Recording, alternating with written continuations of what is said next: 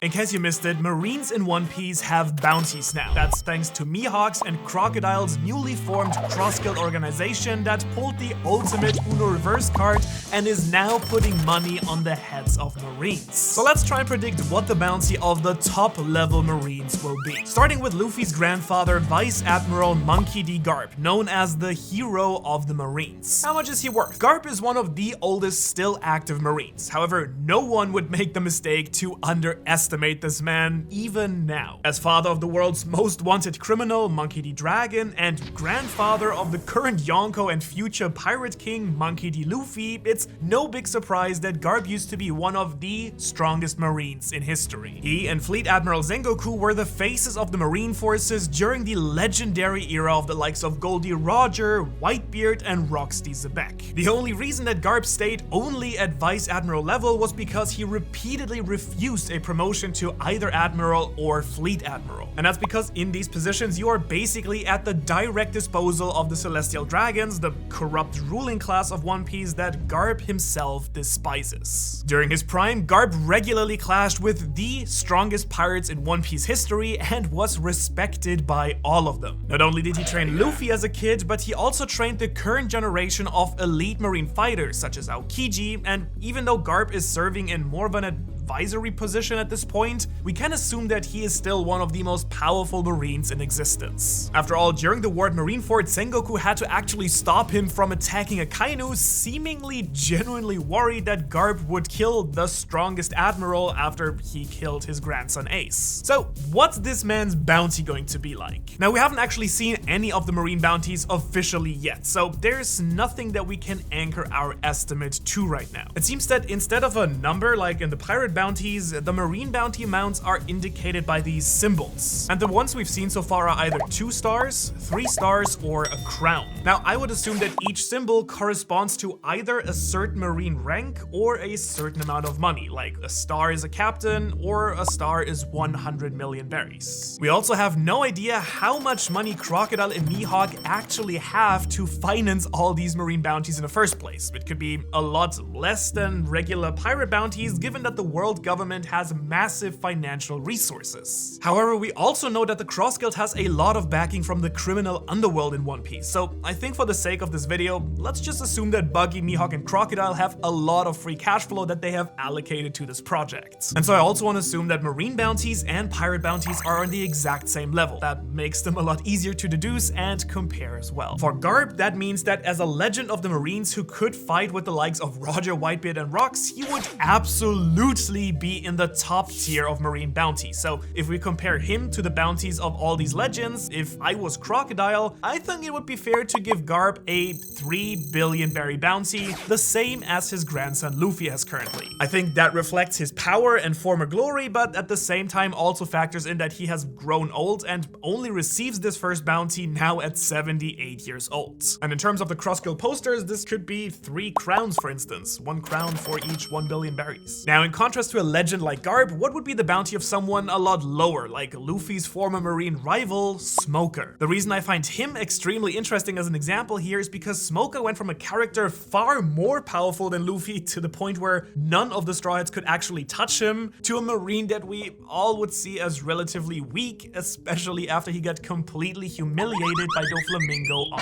Hazard. At some point, Luffy and in fact all of the Straw Hats really passed him in power. I would argue that this happened during the time skip. I mean, Luffy, Zoro, and Sanji all learned Haki, and thus Smoker's big advantage, his Logia fruit, became pretty much irrelevant. And so even though Smoker is now a Vice Admiral just like Garp, I would give him a bounty of only 300 million berries, same as Luffy after defeating Crocodile, and a bit less than current Nami, which I do think is pretty much the best that he could hope for. So let's compare that to the current 3 admirals. Kizaru, Fujitora, and Ryokugyu are the top 3 strongest fighters in the Marines, next to Akainu right now. Now, we actually don't know if the admirals could actually physically match a Yonko in a 1 versus 1, but they are pretty much the Marine equivalent to the Empress. And therefore, I do think they should have a decently high bounty, definitely in the billion berry range. Now, from Mihawk's and Crocodile's perspective, the lowest bounty I think should go to Green Bull. Not only was he not exactly convincing during his appearance in Wano, despite his incredibly awesome devil fruit, but Crocodile's desert Logia power powers are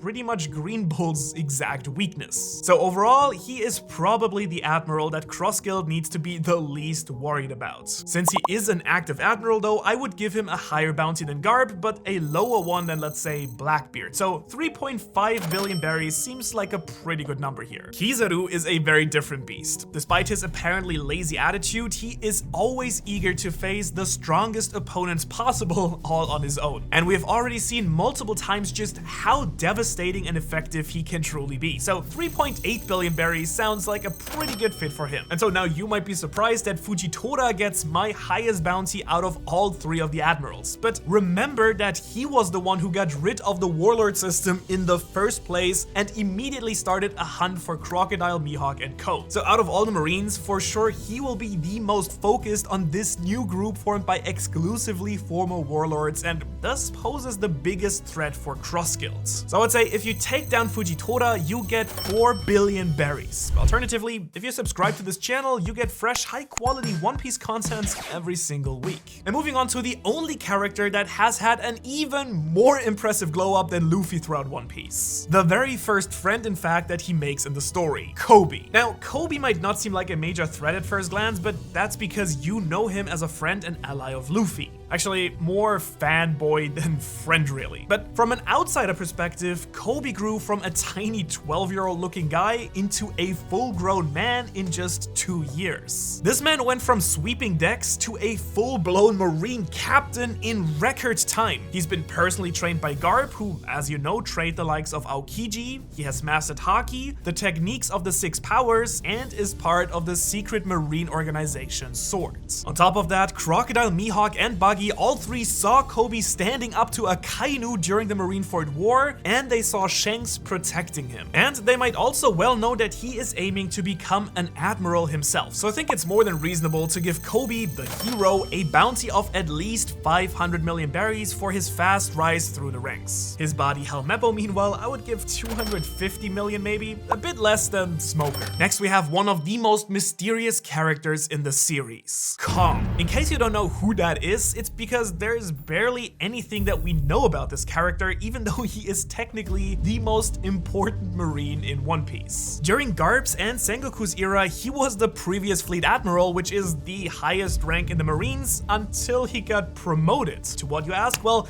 his current position is that of World Government Commander-in-Chief. Put simply, that means that the only people ranking higher than Kong in the world are the 5 Elders and Emu themselves. Kong not only has full control over the entire Marine system, but also commands the government's secret agencies, Ana's Lobby and Impel Down, and even the 7 Warlords of the Sea when they were still a thing, I guess. Sengoku had to come to his office to offer his resignation as Fleet Admiral. And it was technically also Kong who officially decided that Akainu would be the new Fleet Admiral as well. And while Sengoku and Garb led the current generation of top Marines, Kong led the generation of Sengoku and Garb. So we can only assume how powerful he must be. Plus, look at this man's forearms and his face scar. And he has a monkey theme just like Luffy, so this dude knows how to fight. Similar to Garb and Sengoku, he is quite old, but due to his strength and especially his political position, taking him out would truly throw the entire world government into complete chaos. So I do personally think that despite the little that we know about him, Kong deserves the second highest Marine bounty of 4.5 billion berries. Because the highest Marine bounty will without any doubt go to the scariest and, as far as we know, currently strongest Marine in One Piece, Fleet Admiral Sakazuki, formerly known as Admiral Akainu. Akainu has been built up by Oda to be one of the main villains of the story. He's been the reason for both Luffy's and Robin's deepest and darkest moments. He's the Marine that goes hard against any pirate with no mercy,